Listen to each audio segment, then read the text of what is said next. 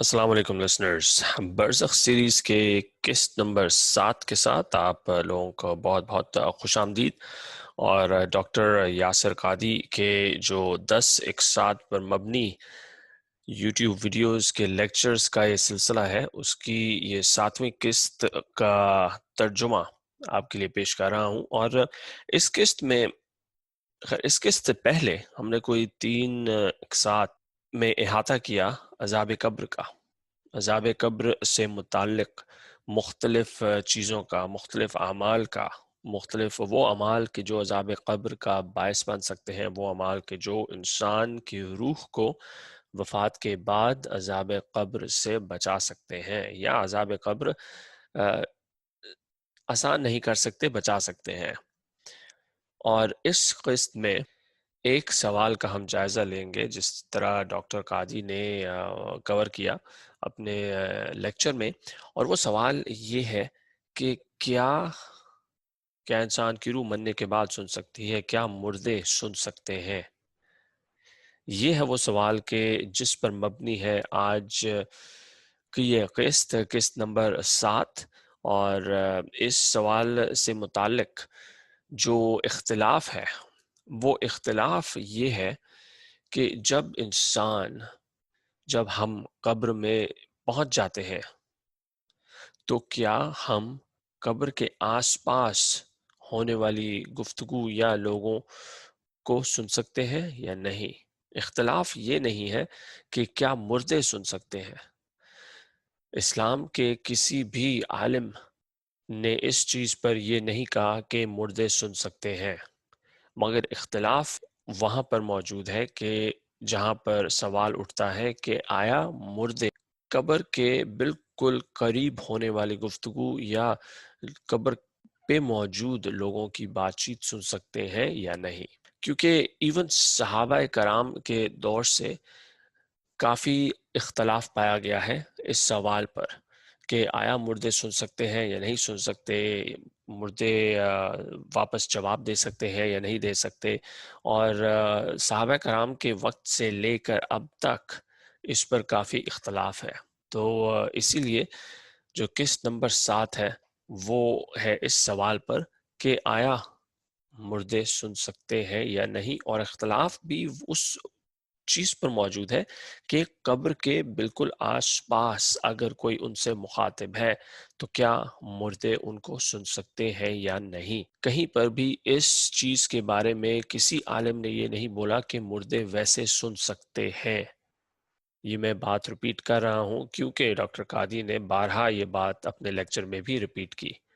مردے سن نہیں سکتے، اختلاف اس جگہ پر موجود ہے کہ آیا قبر کے بالکل آس پاس مردے سن سکتے ہیں یا نہیں۔ تو اس سلسلے میں دو گروپ ہیں کہ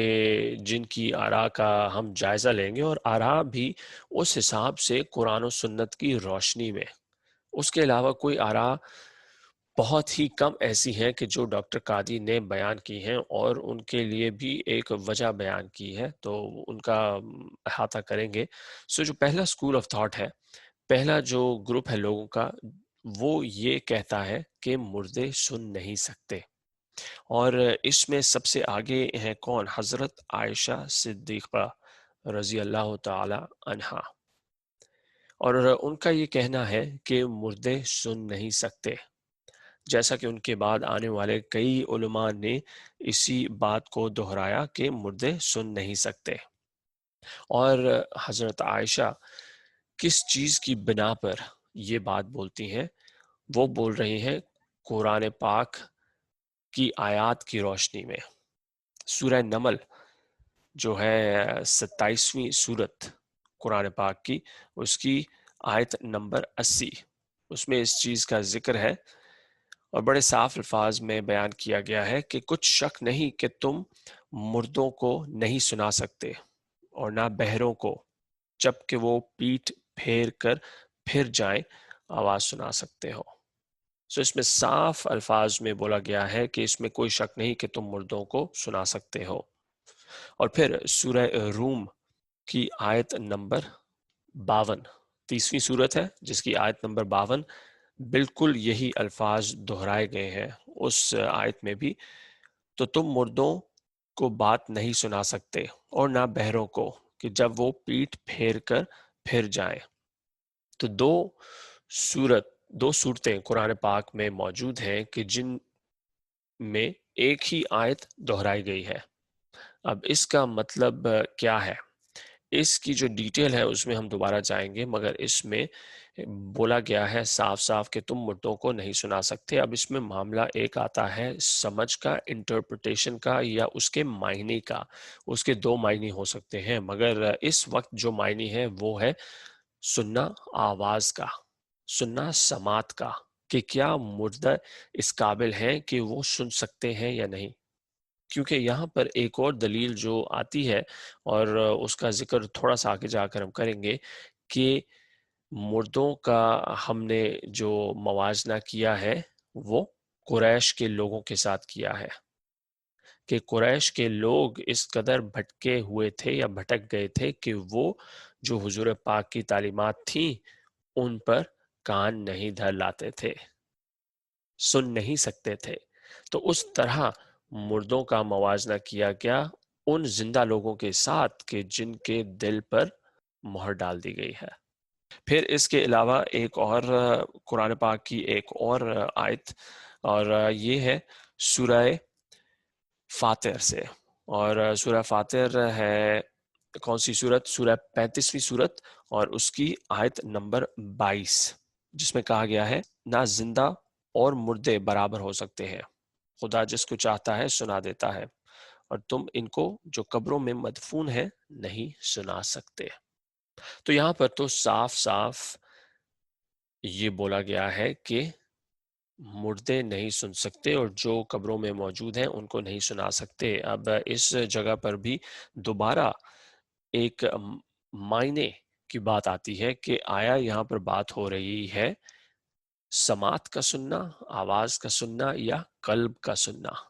چونکہ ہم بات کر رہے ہیں اس گروپ کی کہ جو یہ کہتا ہے کہ مردے سن نہیں سکتے، اسی لیے، اور اس گروپ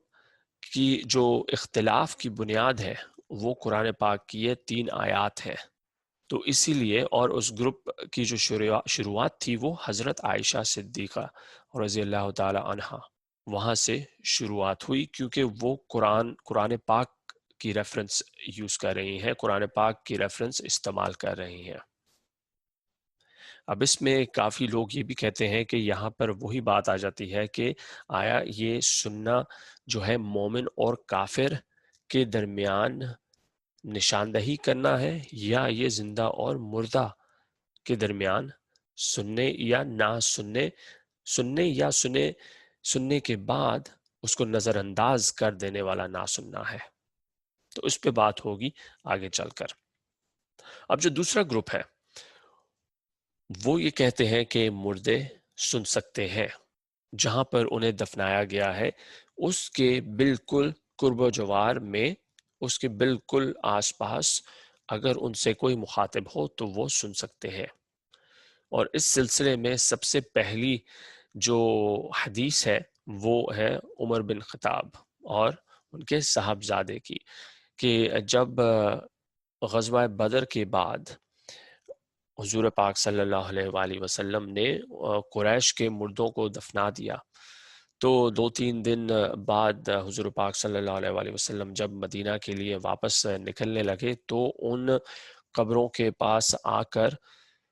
قریش کے ان لوگوں سے نام لے کر مخاطب ہوئے حضور پاک صلی اللہ علیہ وآلہ وسلم، بالکل ان کی قبروں کے اوپر، قبروں کے پاس کھڑے ہو کر حضور پاک صلی اللہ علیہ وآلہ وسلم نے قریش کے ان لوگوں کو مخاطب کرتے ہوئے، نام سے مخاطب کرتے ہوئے بولا کہ کیا تم نے اللہ تعالیٰ کا وعدہ سچا پایا یا نہیں؟ کیونکہ آج میں نے اللہ تعالیٰ کا وعدہ سچا پایا. اور یہ سن کر حضرت عمر وہ فوراً بولے کہ یا رسول اللہ، یہ کیسے آپ کی آواز سن سکتے ہیں اور آپ کو واپس جواب دے سکتے ہیں کہ جبکہ یہ مر چکے ہیں؟ اس بات پر حضور پاک صلی اللہ علیہ وسلم نے جواب دیا کہ قسم اس کی کہ جس کی قبضے میں میری جان ہے، تم بالکل اسی طرح میری آواز اس وقت سن سکتے ہو کہ جیسے یہ میری آواز سن سکتے ہیں۔ اور یہ حدیث بخاری میں بھی موجود ہے اور سیرت کی تمام کتابوں میں موجود ہے، اور ابن ہشام کی کتاب میں بھی موجود ہے، مگر بخاری میں موجود ہے تو صحیح حدیث ہے۔ بخاری اور جو سیرت کی دوسری کتابیں ہیں ان کے آگے جانے کی ہمیں بالکل ضرورت بھی نہیں پڑے گی۔ بہرحال حدیث پہ واپس آتے ہیں تو حضور پاک صلی اللہ علیہ وآلہ وسلم نے اللہ تعالیٰ کی قسم کھا کر یہ بولا کہ قسم ہے اس کی کہ جس کے قبضے میں میری جان ہے، تم مجھے بالکل اسی طرح سن سکتے ہو کہ جس طرح یہ مجھے سن سکتے ہیں۔ تو اگر رسول اللہ صلی اللہ علیہ وآلہ وسلم کسی چیز کے بارے میں، کسی بات کے بارے میں اللہ تعالیٰ کی قسم لے رہے ہیں تو اس قسم کا مقام اور اس قسم کے ساتھ بندھی ہوئی بات کا مقام کیا ہوگا، اس بات کی سچائی کیا ہوگی، اس چیز کا انداز ہم اچھی طرح لگا سکتے ہیں۔ یہ تو تھی سب سے پہلی مثال، سب سے پہلی حدیث کہ جس سے ہمیں پتہ لگتا ہے کہ مردے جب مردوں کے پاس کھڑے ہو کر کوئی ان سے مخاطب ہو تو جی ہاں ان کو آواز جاتی ہے۔ اب اس کے بعد بخاری میں ایک حدیث ہے کہ حضور پاک صلی اللہ علیہ وآلہ وسلم نے فرمایا کہ جب کسی شخص کو قبر میں اتارا جائے اور اس کے جو دوست احباب ہیں وہ واپس جا رہے ہوں تو مردہ جو قبر میں موجود ہوتا ہے، میت جو قبر میں موجود ہوتی ہے، ان لوگوں کے پلٹتے پاؤں کی آواز سن سکتا ہے۔ یعنی کہ اگر ہم کسی کو دفنا کے واپس الٹے پاؤں واپس چلنے لگ گئے ہیں تو مردہ ان لوگوں کی آواز سن سکتا ہے جیسے وہ قبرستان چھوڑ کر جا رہے ہوں۔ یہ بخاری کی حدیث ہے۔ ایک اور حدیث بخاری اور مسلم میں موجود ہے کہ عائشہ رضی اللہ تعالی عنہا سے روایت ہے کہ حضور پاک صلی اللہ علیہ وآلہ وسلم اپنے آخری ایام میں ایک رات اٹھ کر جنت البقیع گئے، اور حضرت عائشہ رضی اللہ تعالیٰ عنہ کے مطابق جبریل علیہ السلام نے حضور پاک صلی اللہ علیہ وآلہ وسلم کو بولا کہ جنت البقیع جائیں، اور وہاں پہنچ کر حضور پاک صلی اللہ علیہ وآلہ وسلم نے قبر کے لوگوں سے اس طرح مخاطب ہوئے: السلام علیکم یا اہل القبور، اور سلام کرنے کے بعد حضور پاک صلی اللہ علیہ وآلہ وسلم نے یہ بھی بولا کہ اب بالکل تھوڑا وقت رہ گیا ہے کہ میری تم سے ملاقات ہوگی۔ اور یہاں اس چیز سے مراد یہ ہے کہ چونکہ حضور پاک صلی اللہ علیہ وآلہ وسلم کی زندگی کے آخری ایام چل رہے تھے تو حضور پاک صلی اللہ علیہ وآلہ وسلم کو اچھی طرح بارہا اس چیز کا اندازہ تھا کہ اب حضور پاک صلی اللہ علیہ وآلہ وسلم کی زندگی میں بہت ہی کم روز رہ گئے ہیں، تو اسی لیے حضور پاک صلی اللہ علیہ وآلہ وسلم جنت البقیع گئے، ان کو بولا گیا کہ جنت البقیع جائیں، اور انہوں نے یہ بولا: السلام علیکم یا اہل القبور، جو قبر میں رہنے والے لوگوں کو سلام کیا، اور انہیں یہ بولا کہ اب بہت تھوڑے دن رہ گئے ہیں کہ جب میری تم سے ملاقات ہو۔ تو یہ تو تھی تیسری حدیث۔ ایک اور جو بہت ہی تواتر کے ساتھ بیان کی گئی ہے، کچھ 15 سے زیادہ صحابہ نے اس چیز کو بیان کیا ہے، اور اگر ایک چیز 15 سے زیادہ صحابہ نے بیان کیا ہے تو اس میں کوئی نہ کوئی سچائی تو ہوگی، اور ڈاکٹر قادی کے مطابق حضور پاک صلی اللہ علیہ وآلہ وسلم نے کہا ہے بقول 15 سے زیادہ صحابہ کے، حضور پاک صلی اللہ علیہ وآلہ وسلم یہ فرمایا کرتے تھے کہ جو کوئی بھی مجھ پر درود اور سلام بھیجے گا اللہ تعالیٰ وہ درود اور سلام مجھ تک پہنچا دیں گے میری وفات کے بعد بھی۔ اور اسی حدیث کے ایک اور ورژن میں یہ کہا گیا ہے کہ وہاں پر فرشتے ہیں جو گھومتے پھرتے رہتے ہیں، اور وہاں سے مراد ہے عالم برزخ۔ وہاں پر فرشتے موجود ہیں جو گھومتے پھرتے ہیں اور ان کا صرف ایک کام ہے، وہ پوری دنیا میں پھرتے رہتے ہیں، اور ان فرشتوں کا صرف ایک کام ہے کہ جو کوئی بھی حضور پاک صلی اللہ علیہ وآلہ وسلم پر سلام بھیجے، اس سلام کو حضور پاک صلی اللہ علیہ وآلہ وسلم تک پہنچانا ان فرشتوں کا کام ہے۔ اور یہ حدیث کوئی 15 سے زیادہ صحابہ نے اس حدیث کے بارے میں بیان کیا ہے۔ ایک اور حدیث جو کہ حدیث کی 6 کتابوں میں موجود نہیں ہے، مگر ڈاکٹر قادی نے اس کے بارے میں بیان کیا ہے، اور وہ یہ ہے کہ حضور پاک صلی اللہ علیہ وآلہ وسلم نے بارہا یہ بولا، اور حدیث کچھ ایسے ہے کہ حضور پاک صلی اللہ علیہ وآلہ وسلم نے بارہا فرمایا کہ اس طرح کا کوئی انسان ایسا نہیں ہے کہ جو اپنے کسی عزیز و قارب، اپنے کسی دوست کی قبر پر جائے، مسلمان دوست کی قبر پر جائے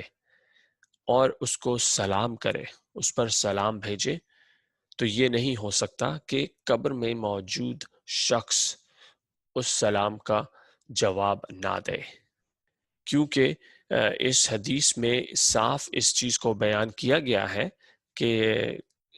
قبر پر آنے والے شخص کا سلام کرنا اور قبر میں موجود میت کا اس کو جواب دینا، مگر یہ حدیث صحیح یا حسن نہیں ہے،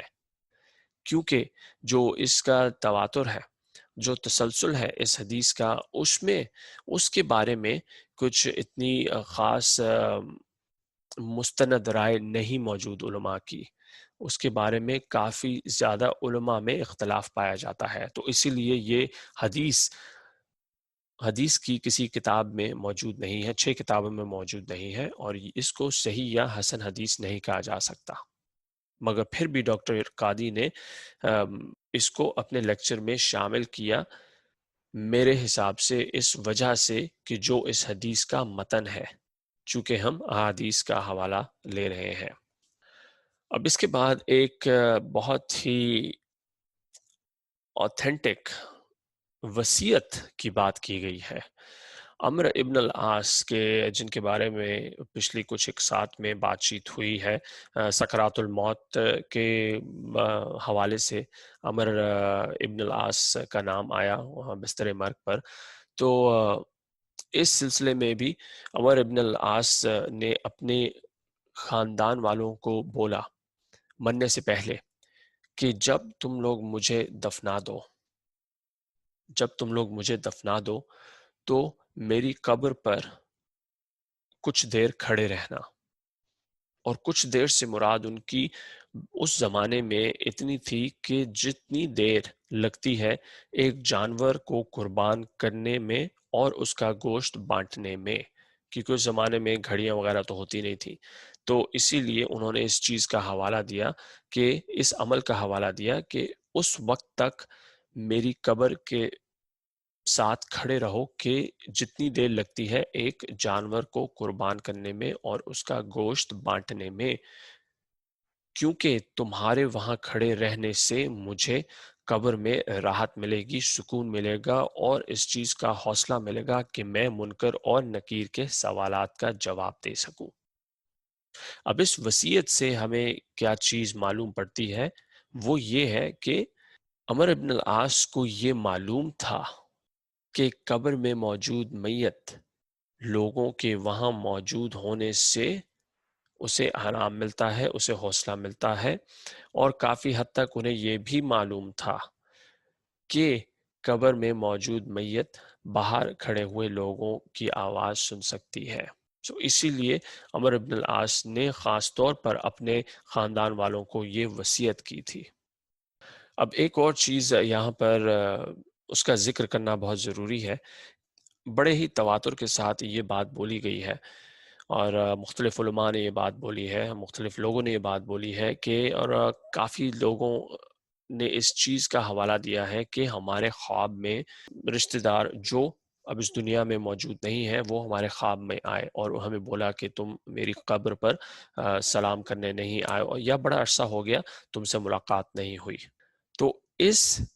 چیز کی روشنی میں ہم یہ کہہ سکتے ہیں یا ہم یہ اخذ کر سکتے ہیں کہ مردوں کو اس بات کا معلوم ہوتا ہے کہ کون ان کی قبر پر آ کر ان پر سلام پھیر رہا ہے، سلام بھیج رہا ہے، یا ان کی سلامتی کے لیے دعا کر رہا ہے، یا ان سے کلام کر رہا ہے، یا ان سے بات چیت کر رہا ہے۔ کیونکہ بہت لوگوں نے، علماء کے علاوہ بہت لوگوں نے اس چیز کا ذکر کیا ہے، اور بڑے ہی تواتر کے ساتھ علماء نے مختلف ادوار میں اس بات کا ذکر کیا ہے کہ ہمارے وہ رشتہ دار جو وفات پا گئے ہمارے خواب میں آئے۔ اب یہ جو تواتر کے ساتھ یہ بات ہے، اس کو آپ ایویڈنس کہہ لیں یا ثبوت کہہ لیں، اس کی بنیاد پر شریعت نہیں بن سکتی، مگر شریعت میں موجود ڈاکٹر قادی کے حساب سے جو احادیث، جو مختلف صحیح احادیث ہیں، ان کے ساتھ جوڑ کر ہم اس کو اس بات کا حصہ ضرور بنا سکتے ہیں۔ تو یہ تو تھے دو مختلف گروپ کہ جو مختلف متن کی بنیاد پر، ایک گروپ احادیث کی بنیاد پر اور دوسرا گروپ قرآن پاک کی روشنی میں اپنے اپنے سائٹ پر اس چیز پر یقین رکھتے ہیں کہ مردے قبر میں نہیں سن سکتے یا مردے قبر میں سن سکتے ہیں۔ یہ تو تھا اس چیز کا حوالہ۔ اب ہم آتے ہیں دوسرے حصے پر اس قسط کے، کہ جس میں ہم یہ دیکھیں گے کہ پہلا گروپ دوسرے گروپ کی جو ایویڈنس ہے یا دوسرے گروپ کی وجوہات کو کس طرح سمجھتا ہے، اور دوسرا گروپ پہلے گروپ کی جو وجوہات ہیں اس چیز پر یقین رکھنے میں کہ مردے سن نہیں سکتے، ان کو کس طرح سمجھتا ہے۔ کیونکہ اس چیز کو اس حساب سے سمجھنا بہت ضروری ہے، کیونکہ اگر میں نے کسی چیز کے بارے میں کچھ بولا تو اس کا مطلب یہ نہیں ہے کہ صرف میری ہی بات سنی جائے۔ بہت ضروری یہ بھی ہے کہ میں نے جس شخص کے بارے میں کچھ بولا اس شخص کی بات بھی سنی جائے۔ تو دونوں سائڈوں کی بات سننا ضروری، اور دونوں سائڈوں کی بات کے ساتھ جو ثبوت موجود ہے اس ثبوت کا جائزہ لینا بہت ضروری ہے۔ تو اسی لیے اس حصے میں ہم اس چیز کا جائزہ لیں گے۔ تو اب جو پہلا گروپ ہے جو یہ کہتے ہیں کہ جو دوسرا گروپ ہے جو یہ کہتے ہیں کہ مردے سن سکتے ہیں، وہ پہلے گروپ کے ثبوت کے بارے میں، یا پہلے گروپ کے ثبوت کو کس طرح وہ اس کا کس طرح ترجمہ کرتے ہیں، اس کی کس طرح تفسیر کرتے ہیں۔ یعنی کہ دوسرا گروپ جو یہ کہتا ہے کہ مردے سن سکتے ہیں، وہ کیا کہتے ہیں قرآن پاک کی ان آیات کے بارے میں، 3 آیات جو یہ کہتی ہیں کہ مردے سن نہیں سکتے، یا زندوں اور مردوں کو ایک طرح سے نہیں گردان سکتے کیونکہ مردے سن نہیں سکتے۔ اب یہ گروپ یہ کہتا ہے کہ قرآن پاک کی ان 3 آیات میں جو بولا گیا ہے کہ مردے سن نہیں سکتے، اس سے مراد سننا جو ہے وہ قلب کا سننا ہے، وہ سماعت کا سننا نہیں ہے، وہ واقعتاً سننے کا عمل نہیں ہے، بلکہ وہ عمل ہے ہدایت کا عمل، وہ قلب کے سننے کا عمل ہے۔ کیونکہ جیسا کہ پہلے بھی میں نے شروع میں اس بات کو تھوڑا بہت ہی مختصراً بیان کیا کہ قبر میں مردے کو قریش سے تشبیہ دی گئی ہے، کہ قریش اسی طرح ہیں کہ جو مردہ ہیں، کہ جن کے دلوں پر مہر ڈال دی گئی ہے کہ اب وہ سن نہیں سکتے، یا سن کے بھی سنی انسنی کر دیتے ہیں۔ تو یہ جو دوسرا گروپ ہے جو یہ مانتا ہے کہ مردے سن سکتے ہیں مختلف احادیث کی بنا پر، وہ یہ کہتے ہیں کہ قرآن شریف کی ان آیات سے مراد یہ ہے کہ یہ لوگ کسی بھی ہدایت کو سن نہیں سکتے، اور کسی بھی ہدایت پہ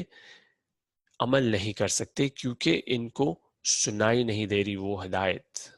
اس کی انہیں سمجھ نہیں آ رہی۔ سوال اس چیز کا نہیں ہے کہ کیا مردے لوگوں کی آواز سن سکتے ہیں کہ نہیں سن سکتے، مگر بیان یہ کیا گیا ہے، اس کا مطلب یہ ہے کہ یہ وہ لوگ ہیں، یہ قریش ہیں، یہ وہ کفار ہیں کہ جو اسلام کی تعلیمات سن کر بھی یا تو ان کا مذاق اڑاتے ہیں یا ان کو بالکل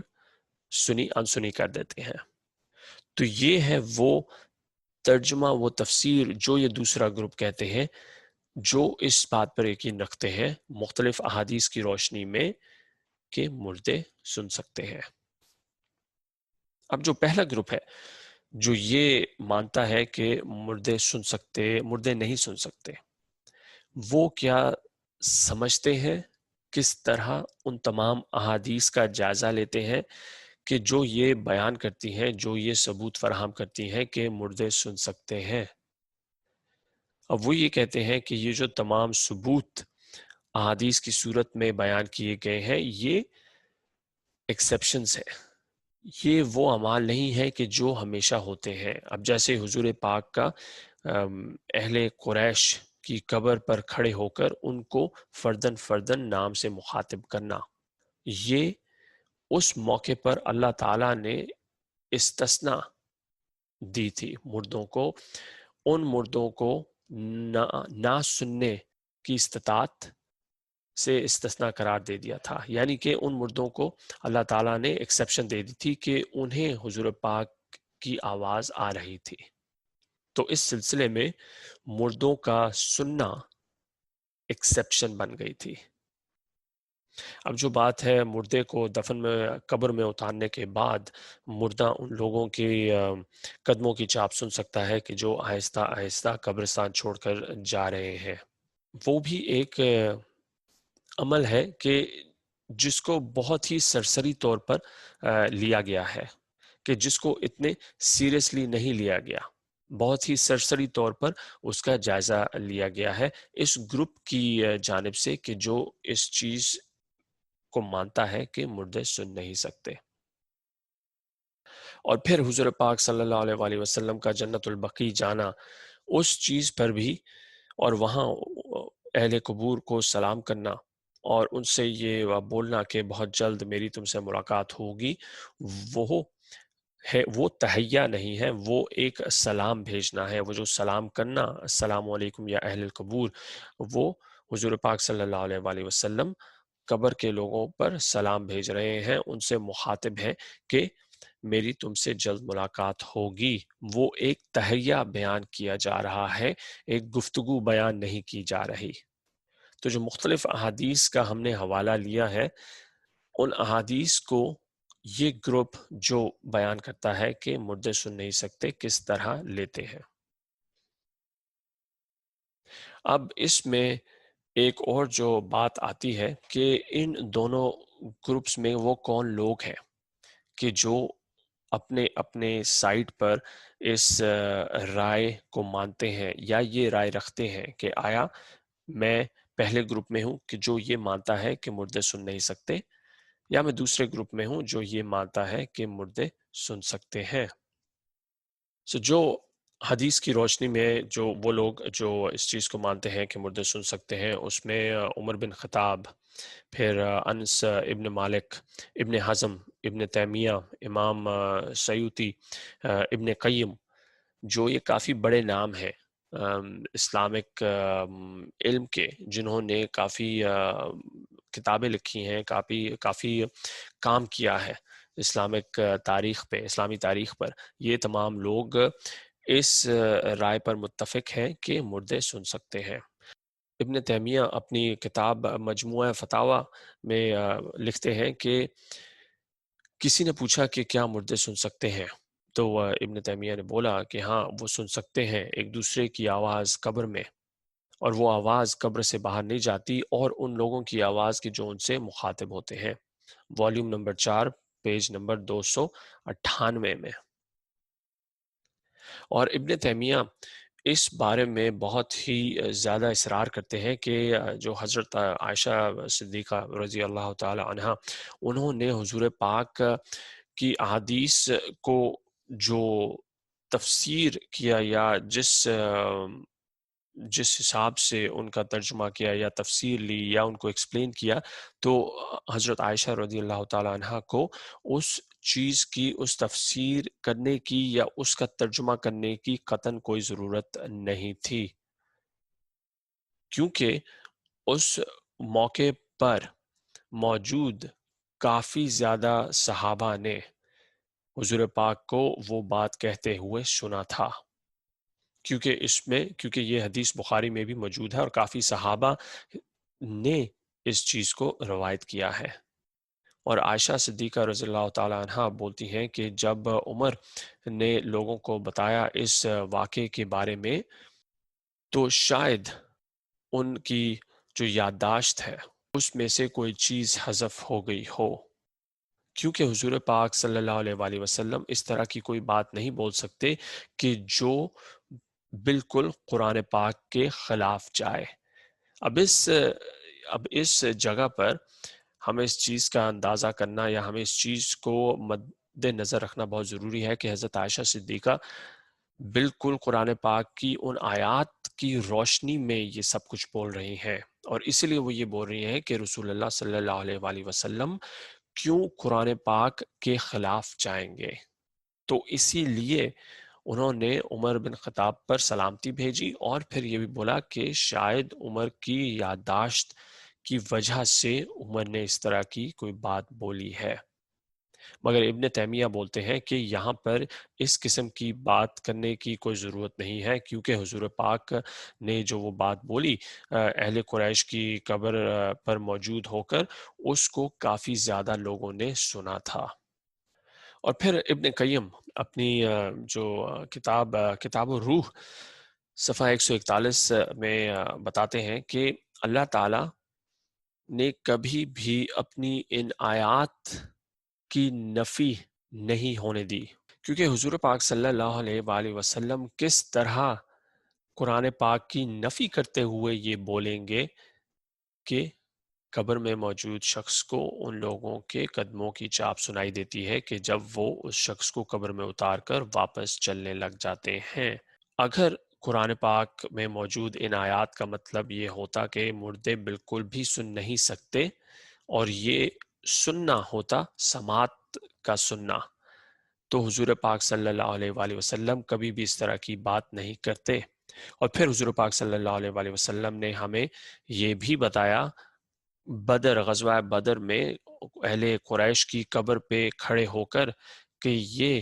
اللہ تعالیٰ اس کی قسم کہ جس کے قبضے میں میری جان ہے تم مجھے اسی طرح سن سکتے ہو کہ جس طرح یہ میری آواز سن سکتے ہیں، عمر رضی اللہ تعالیٰ عنہ سے مخاطب ہو کر۔ اور پھر حضور پاک صلی اللہ علیہ وآلہ وسلم کیوں یہ بولتے، ایون دو کہ یہ حدیث صحیح یا حسن نہیں ہے، مگر پھر بھی کافی تواتر کے ساتھ یہ حدیث آئی ہے، کیوں حضور پاک صلی اللہ علیہ وآلہ وسلم یہ بولتے کہ جب تم قبرستان میں اپنے کسی دوست عزیز کی قبر پر جاؤ اور اس کو سلام کرو تو یہ ہو نہیں سکتا کہ اس کو تمہارا سلام سنائی نہ دے اور وہ تمہارے سلام کا جواب نہ دے۔ تو اگر اس طرح کی کوئی بھی بات ہوتی، اگر اللہ تعالیٰ اپنے قرآن پاک اپنے کلام کے خلاف اس طرح کی کسی بھی بات کا ہونا کیسے برداشت کر سکتے؟ اگر اس طرح کی کوئی بھی بات ہوتی یا اگر ان آیات کا مطلب اس طرح ہوتا تو حضور پاک صلی اللہ علیہ وآلہ وسلم مختلف مقامات پر اس طرح کی باتیں کیوں کرتے؟ یہ ہے کہنا ابن قیم کا اپنی کتاب الروح میں۔ اب جو دوسرا گروپ ہے جو یہ مانتا ہے کہ مردے سن نہیں سکتے، ان میں موجود کون کون ہیں؟ حضرت عائشہ صدیقہ رضی اللہ تعالی عنہ، تابعون میں سے ابن عطیہ، پھر ابن الجوزی، اور ابن الجوزی تھے ابن تیمیہ سے پہلے، پھر ابن قدامہ حنبلی اسکالر، پھر حنفی اسکالر ابن حمام، پھر اشوکانی یمن سے، پھر شیخ الالبانی جنہوں نے اس بارے میں ایک کتاب بھی لکھی ہے کہ کیا مردے سن سکتے ہیں یا نہیں سن سکتے، نام ہے شیخ الالبانی۔ تو یہ ہیں وہ لوگ، وہ علماء کہ جو اس چیز پر جو یہ کہتے ہیں کہ مردے سن نہیں سکتے۔ اب یہاں پر یہ لوگ یہ بھی کہتے ہیں کہ جب عمر رضی اللہ تعالیٰ نے حضور پاک سے پوچھا کہ مردے سن نہیں سکتے تو یہ آپ کی بات کیسے سنیں گے، تو اس جگہ پر اس چیز کو مانا کہ مردے سن نہیں سکتے، تو پھر یہ آپ کی آواز کیسے سنیں گے؟ اور جب عمر نے یہ بات بولی کہ یہ آپ کی بات نہیں سن سکتے اور آپ کو جواب کیسے دیں گے، تو اگر مردے سن سکتے تو حضور پاک بہت ہی صاف واضح الفاظ میں عمر کو یہ بولتے کہ کیا مطلب ہے تمہارا؟ مردے سن سکتے ہیں، مگر حضور پاک صلی اللہ علیہ وآلہ وسلم نے یہ فرمایا کہ یہ میری آواز اسی طرح سن سکتے ہیں کہ جیسے تم میری آواز سن سکتے ہو، جس سے یہ ثابت ہوتا ہے کہ اس موقع پر یہ ایک ایکسیپشن دی گئی تھی اس وقت مردوں کو۔ اور جو الٹے پاؤں واپس قبرستان سے نکلنے کا معاملہ ہے،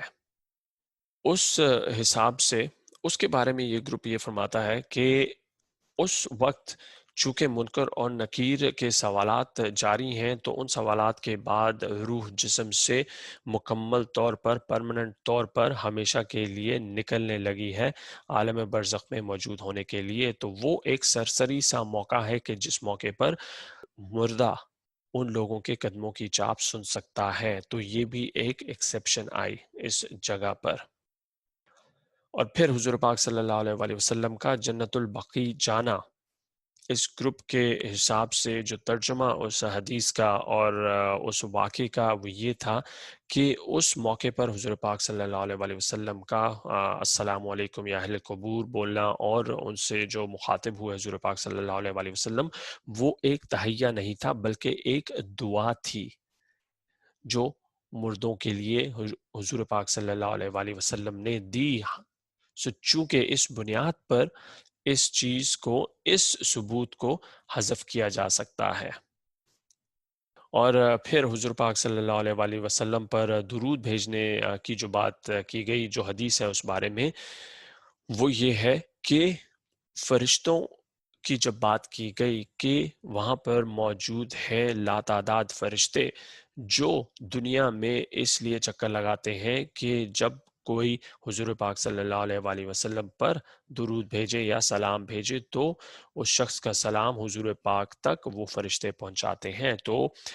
اس چیز کا ترجمہ یہ گروپ اس طرح کرتا ہے کہ چونکہ فرشتے وہ سلام حضور پاک تک پہنچاتے ہیں، تو اس سے ہمیں یہ معلوم پڑتا ہے کہ مردے سن نہیں سکتے، کیونکہ اگر سن سکتے تو پھر وہ سلام فرشتے نہ پہنچاتے، وہ سلام ڈائریکٹلی حضور پاک صلی اللہ علیہ وآلہ وسلم تک پہنچ جاتا۔ اور جو حدیث تھی جس کا بیان کیا گیا کہ یہ حدیث کی کسی کتاب میں موجود نہیں ہے کہ ایک شخص کا اپنے دوست کی قبر پر جانا اور اس کو سلام کرنا اور مردے کا سلام کا جواب دینا، چونکہ یہ کسی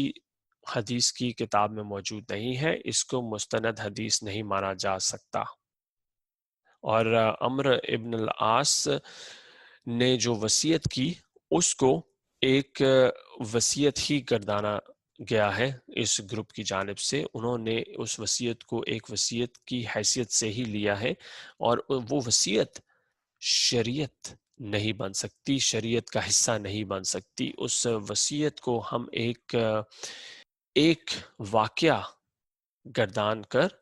اس سارے سلسلے کی کڑی ضرور بنا سکتے ہیں، مگر اس وصیت کو ہم شریعت نہیں بنا سکتے۔ اس وصیت کی بنیاد پر ہم یہ اخذ نہیں کر سکتے کہ مردوں کو سنائی دیتا ہے۔ یہ تو تھا دوسرا حصہ اس قسط کا، کہ تو یہاں پر ہم نے جائزہ لیا اس چیز کا، اس سمجھ کا، اس ترجمے کا، اس تفسیر کا، جس کی بنا پر ایک گروپ دوسرے گروپ کے ثبوت کو کس طرح سمجھ رہا ہے یا اس کی تفسیر کس طرح کر رہا ہے اس معاملے میں کہ آیا مردے سن سکتے ہیں یا نہیں سن سکتے۔ اب ڈاکٹر قادی اس بارے میں کیا بولتے ہیں؟ وہ ان کے مطابق جب صحابہ کرام سے لے کر آج تک علماء اس چیز پر متفق نہیں ہو سکے، تو ہمیں اس چیز کے بارے میں کچھ اتنا زیادہ سوچنے کی، پریشان ہونے کی ضرورت نہیں ہے۔ ہاں، یہ بات ضرور اس حساب سے سوچنے والی ہے کہ آیا جب ہم کسی شخص کی قبر پر جاتے ہیں تو اس پر سلام بھیجنا یا اس کے لیے دعا کرنا، اگر ہمیں لگتا ہے کہ ان کو ہماری آواز آ رہی ہے تو شاید لوگ اور زیادہ خشوع و خضوع کے ساتھ لوگوں کے لیے دعا کریں یا ان کے لیے قرآن شریف پڑھیں، صدقہ جاریہ کریں۔ تو شاید اس وجہ سے زیادہ لوگوں کے لیے مناسب ہو اس چیز کو سمجھنا، یہ ماننا کہ مردے کو ہماری آواز آ سکتی ہے، اور اس چیز کو سمجھنے کے بعد اگر ہم اس چیز کا فیصلہ بھی کر لیں کہ کیا مردے کو ہماری آواز آ سکتی ہے یا نہیں آ سکتی، تو اس کی بنا پر شریعت کا کوئی حکم تبدیل نہیں ہوگا، فقہ کی کوئی گردان چینج نہیں ہوگی، یا امت مسلمہ کا کوئی فتویٰ چینج نہیں ہوگا۔ یہ ایک ایسی چیز ہے کہ جو ہماری سمجھ بوجھ کے لیے جس پر لوگ کافی زیادہ بات کرتے ہیں، اور کافی علماء نے اس چیز کو اسی لیے بھی کیوں دھتکارا کہ ہمیں اس چیز کے پیچھے پڑنا چاہیے کہ آیا مردے سن سکتے ہیں یا نہیں، کیونکہ کافی علماء اس چیز سے بھی ڈرتے تھے کہ اگر ہم یہ ماننے لگ گئے کہ مردے سن سکتے ہیں، اور اگر ہمارے پاس صرف یہی ثبوت ہوتا کہ مردے سن سکتے ہیں، تو انسان کیا معلوم قبر پر کھڑے ہو کر مردے سے یہ بولتا کہ کیا تم اللہ تعالیٰ سے یہ مانگ سکتے ہو کہ مجھے یہ چاہیے، یہ چاہیے، یہ چاہیے، جو کہ شرک کے زمرے میں آتا ہے، کہ آپ ایک مردے کی قبر پر کھڑے ہو کر مردے سے کچھ مانگ رہے ہیں بجائے اس کے کہ سیدھا اللہ تعالیٰ سے دعا کرنے کے۔ تو اس شرک سے بھی انسان کو بچانے کے لیے کافی علماء کی یہ رائے ہے کہ ہمیں اس بحث میں پڑھنے کی بالکل کوئی ضرورت نہیں کہ مردے سن سکتے ہیں، کیونکہ یہ چیز ہمیں لے کے جائے گی ایک حرام عمل کی طرف، شرک جو کہ مکمل طور پر حرام ہے، ممنوع قرار دیا گیا ہے۔ ڈاکٹر قادی کہتے ہیں کہ صرف اللہ تعالیٰ کو معلوم ہے کہ مردے کس استطاعت میں سن سکتے ہیں یا نہیں سن سکتے ہیں، یہ صرف اللہ تعالیٰ کو معلوم ہے۔ قرآن شریف نے جو احاطہ کیا ہے 3 آیات میں، ان کا ترجمہ بھی موجود ہے، ان کا متن بھی موجود ہے، اب یہ پڑھنے والے پر منحصر ہے کہ وہ اس کو کس طرح سمجھتا ہے، کس طرح اس کی تفسیر کو سمجھتا ہے اور پڑھتا ہے۔ مگر ابن تیمیہ کے مطابق قرآن پاک کی وہ آیات بات کرتی ہیں سننا قلب کا۔ ابن تیمیہ کی کتاب مجموعہ فتاوی والیوم نمبر 5 پیج 366 میں انہوں نے یہ بات بولی ہے کہ یہ ساری جو روایات ہیں، اور ان کے علاوہ بھی بہت چیزیں ہیں جو ہمیں یہ بتاتی ہیں کہ مردے قبر کے بالکل قریب کھڑے ہوئے لوگوں کی بات سن سکتے ہیں، مگر مردے نہیں سن سکتے، مردے ہر چیز کو نہیں سن سکتے۔ تو یہ بہت ہی ایک ضروری چیز ابن تیمیہ نے اپنی کتاب میں بولی ہے، اور اس چیز کا خلاصہ کرتے ہوئے ڈاکٹر قادی یہی بولتے ہیں، مردے سن سکتے ہیں اس دعا کو کہ جو شخص ان کے لیے کرتا ہے بالکل قبر پر کھڑے ہو کے، اس سلام کو کہ جو شخص بھیجتا ہے قبر پر کھڑے ہو کے، اس بات کو کہ جو شخص کرتا ہے قبر پر کھڑے ہو کے مردے کے ساتھ۔ کیونکہ اب جیسے 2 نسلیں گزرنے کے بعد ایک پوتا یا پڑ پوتا آتا ہے اپنے دادا کی قبر پر، تو اس نے کبھی اپنے دادا پردادا کو نہیں دیکھا، تو وہ قبر پر سلام بھیجتا ہے، تو اس سلام کو وہ دادا کی جو روح ہے یا میت ہے وہ سنتی ہے اور اس کا جواب دیتی ہے۔ اور صرف اللہ تعالیٰ کو معلوم ہے کہ آیا مردے سن سکتے ہیں، کتنا سن سکتے ہیں، کیا کچھ سن سکتے ہیں۔ ہم انسان صرف قرآن پاک اور احادیث کی روشنی میں ان تمام چیزوں کا ایک جائزہ لے کر اپنی استطاعت کے مطابق جو بھی نیک اعمال کر سکتے ہیں ہمیں وہ کرنے چاہیے، نہ کہ اس بحث میں پڑھنا چاہیے کہ ہاں مردے سن سکتے ہیں، نہیں مردے نہیں سن سکتے، کیونکہ دونوں جانب ثبوت موجود ہیں، ایک جانب احادیث کی روشنی میں اور دوسری جانب قرآن پاک کی آیات کی روشنی میں۔ تو یہ تو تھا وہ جائزہ جو ہم نے لیا کہ آیا مردے سن سکتے ہیں یا نہیں سن سکتے، اور اس پہ ڈاکٹر قادی نے جو بیان کیا مختلف احادیث کی روشنی میں، مختلف علماء نے جو لکھا اس بارے میں اس کی روشنی میں، اور قرآن پاک کی آیات کی روشنی میں۔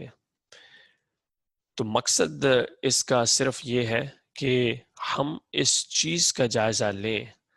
جسے کہتے ہیں looking at the bigger picture۔ ہم اس چیز کا جائزہ لیں کہ اس قسط کو ہم اس تناظر میں لیں کہ ہمارے مرنے کے بعد جو زندگی شروع ہوگی یا زندگی شروع ہونے سے پہلے جو دورانیہ ہے، اس کے لیے ہم اپنے آپ کو کس طرح تیار کر سکتے ہیں۔ ہمارے اعمال سے لے کر، ہماری نماز سے لے کر، ہمارے روزے سے لے کر، ہر چیز کا خیال رکھ کر ہم اپنے آپ کو نہ صرف آخرت کی زندگی کے لیے بلکہ آخرت کی زندگی سے پہلے جو عالم برزخ ہے اس کے لیے کس طرح تیار کر سکتے ہیں۔ یہ ہے مقصد اس قسط کا۔ صرف یہ نہیں بولنا کہ مردے سن سکتے ہیں یا نہیں، مگر اس ایک حصے کو اس پوری تصویر کے ساتھ جوڑنا کہ ہم کس حد تک اپنے آپ کو تیار کر رہے ہیں ہماری آنے والی زندگی کے لیے، یا ہماری آنے والی زندگی سے پہلے بھی جو دورانیہ ہے، کیونکہ اس دورانیے میں بھی سزا و جزا ہوگی۔ زندگی میں سزا و جزا ہوگی، اس دورانیے میں سزا و جزا ہوگی، جس کو کہا گیا ہے عالم برزخ، جس کے بعد ہے روز قیامت، روز محشر، کہ جس میں تمام روحیں اللہ تعالیٰ کے سامنے پیش ہوں گی اور اپنے اعمال کا، اپنے افکار کا، اپنے خیالات کا، اپنی نیتوں کا حساب پیش کرنا ہوگا۔ تو امید کرتا ہوں کہ اس قسط سے اگر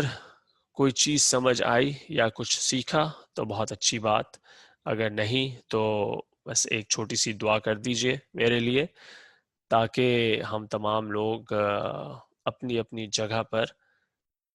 کسی نہ کسی حساب سے تھوڑا بہت کامیاب ہو جائیں اپنی آخرت سنوارنے کے لیے۔ اسی سوچ کے ساتھ اپنا خیال رکھیے گا۔ اگلی قسط تک کے لیے اللہ حافظ۔